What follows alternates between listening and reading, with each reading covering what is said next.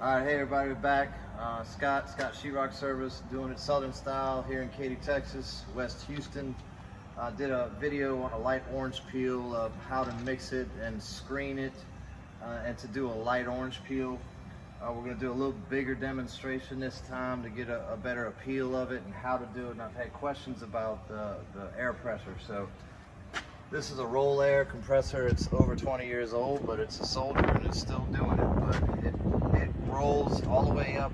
It's got about an 8-horse Honda. It's a gas engine, and it rolls a constant of 110. So to do a light orange peel, you want to be no less than 100, no more than 120 on a constant. A lot of people use these smaller compressors. If you use the smaller compressors, it might start out where you want it to be, but as you spray, it goes down, and then it has to cycle, and you have to stop. Either that, if you don't stop, the lesser pressure will change the texture, and it'll start sputtering. So you need to have something that has a lot of pressure, at least 80, preferably 100 to 110 is beautiful for a really light texture. It lays everything down really flat, and it gives you a nice, even, smooth surface, not very protrusive off the wall. So we're gonna crank this bad boy up. We're gonna go inside, and I'll show y'all how to spray an entire room. And then I've actually got a room that we already sprayed, which I'll show you what it looks like when we're done. See you in a bit. All right, everybody, we're back now. So I've got, this is a craft hopper. And I've had some questions too about the thickness being a medium or large or whatever as far as your texture goes. I love this hopper because it has multiple holes. So if I'm gonna spray a medium, I'm gonna go second to last hole. And if I'm trying to spray or match a knockdown, I'm gonna go to the biggest hole. And so the thicker your mud is, the bigger the texture will be. The looser the mud, the smaller the hole, the smaller your texture would be. And obviously we have to have the right pressure to get it nice and flat and nice and even. So this isn't a texture that's gonna cover a lot. As you look around, we've gone through the entire job. We have everything covered up. We have everything sanded and sponged and touched up, and everything is immaculate, if you will. I take a light, go through everywhere, make sure you don't have any hidden scratches, and touch everything up real nice before you try to attempt a light orange peel. But for a medium orange peel, I'm just gonna go to a bigger hole, and I'm gonna have thicker mud. So I'll mix my mud up. It's almost like water. It's really loose. And the mud that I'm using is called, USG makes it, it's a spray texture, and it's specifically made for texture. So with this mud, it doesn't shrink up near as much as regular mud does. So I'm able to loosen it up really loose, and it's very primer friendly, and it doesn't shrink, as I said, as much as regular mud. So it's a real fine texture. It covers really well, and we're about to spray this room. So here we go.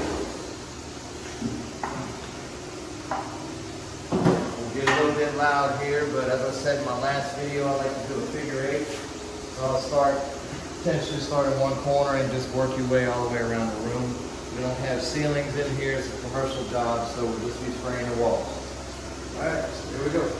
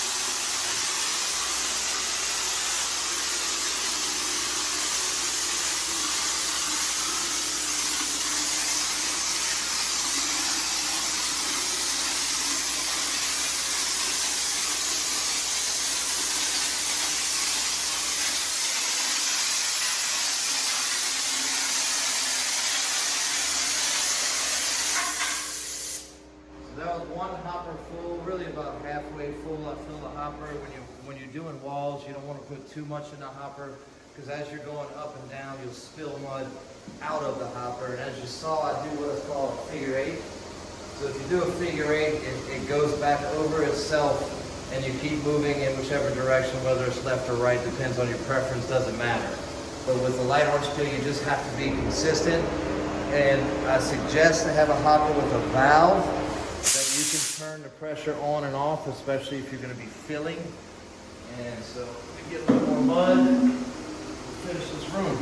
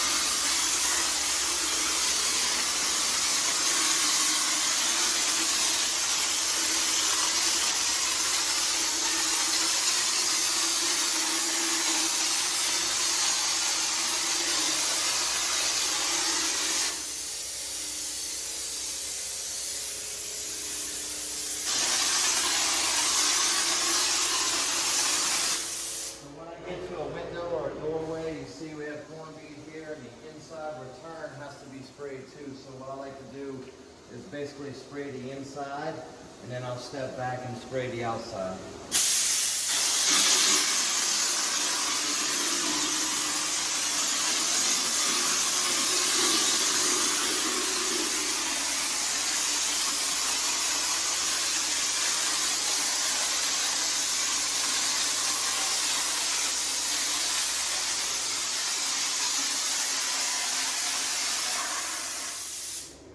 Alright, so room's basically done. We've got one little wall here, but I don't want to bore y'all as far as how long this goes.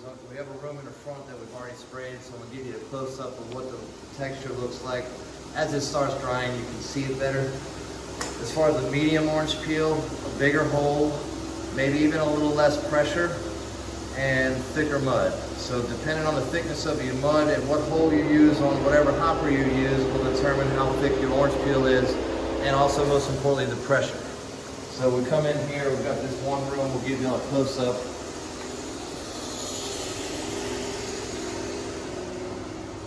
As you can see, this is sprayed probably about 20 minutes ago. Come on this one here. And give them a close-up. So what it does is cover all our edges. So it's just a mist that covers all your edges, and it blends the entire wall together and makes it really, really primer friendly. You've got a smooth wall, and the heavy pressure is what knocks it down. So when this is painted, it's going to have a very slight appearance of texture, depending on what sheen of paint you use. But that's it. Please like and subscribe. If you have any questions or comments, hit me up on my email.